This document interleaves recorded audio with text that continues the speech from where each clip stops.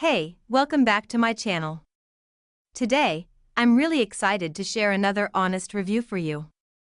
If you love discovering useful products that actually make life easier, then you're in the right place. Before we get started, don't forget to hit that like button and subscribe. It really helps me keep making more helpful reviews like this one. So, let's talk about today's product.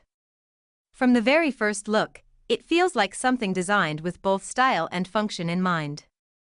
The quality seems impressive: smooth finishing, clean design, and solid build. It's definitely giving a premium feel without being overly flashy. Now, when it comes to performance, this product actually does what it promises. I've been using it for a while, and I noticed it delivers consistent results. Whether you're a beginner or someone who's used similar products before, this one feels super easy to use. One thing I really like is the attention to detail. You can tell a lot of thought went into the design. It's comfortable, user-friendly, and fits perfectly into daily life.